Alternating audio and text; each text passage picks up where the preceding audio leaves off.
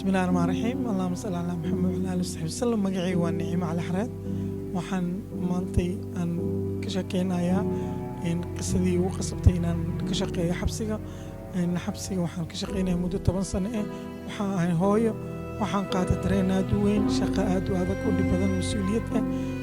waxaan aad ula shaqeeyaa dhalinyarada kuwa ka soo baxay kuwa galo iyo kuwa maxkamadda lehba inta waa garab istaagaa ilaahayna mahadaas amar kasta ugu mahadceliyaa ila jeclaada shaqadaas iguna asturay waxaana leeyahay meel kasta oon joogo waxaan mar walba aan baaq u diraa inay ila shaqeeyaan dhalinyarada iyo waalidiinta maxaa yeelay xabsi wax adag waaye ambiyadii la hiri jiray waa qadar ku dhacday waalidka ma qaldan geer ayaa qaldamay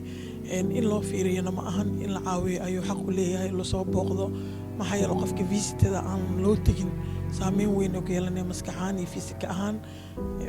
qofka markii la soo booqdo moraalka uu dhismo ama loo geeyo wax ama waxay la xataa warqad oo booste laakiin qof aan sanooyin badan ku xukuman aan helin ehel aan soo booqato waa xanuun waxaa laga yaabaa ehelkiisa inuu dhintay ama meesha uu ku xiran yahay waddan kale ay tahay oo qofna u joogin runtii waxaa sababay waa qadar u qornayd qofka bini'aadanka qadar dagaal u geli karaa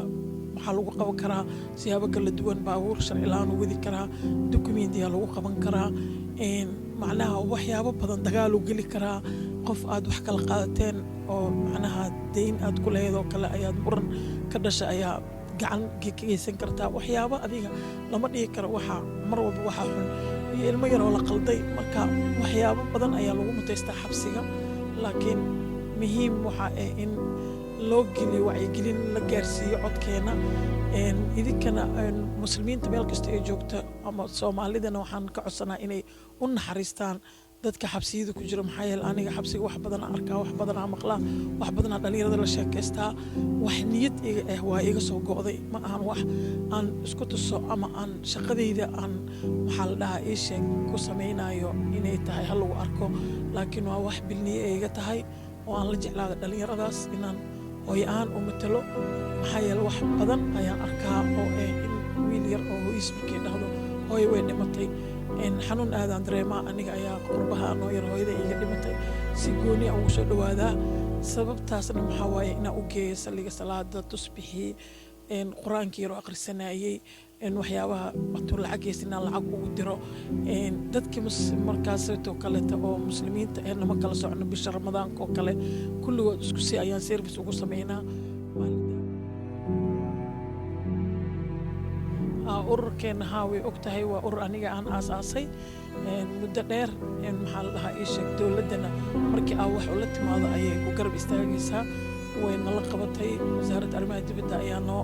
macnaha na aqoonsan xabsiga ayaana aqoonsan lagu aamino furihiisa inuu noo dhiibo kuwa dib loo celinayo oo ku jira eelbooradana aad ayaan kuwaasna u leenahay maxaa la dhahaa ii sheeg shaqayn weyn oo ayagana markay sii baxayaan waa sii sagootinaa dad hadduu lahayn ama gobollada u socdo travelka iyo tigidka diyaaraddan sii diyaarinaa iyo shopping uu ku sii degayo ama dad uu ku hagaagayo ayaan ku sii jihaynaa kuwa gudaha ku jirana ama waalidka kale waxaan u raacnaa maxkamadda hooyada markay farxdo waa la farxnaa markii ay oysan waa la ooyaa xabsi adag cunugeeda ku dhaco kale ama xukun adag runtii waxaa aad ugu naxdin badneed covid-19ka oo hadda saamaysa adduunka oo dhan markii cunug yar lagu dhaho u sheeg aabihiis wuu dhintay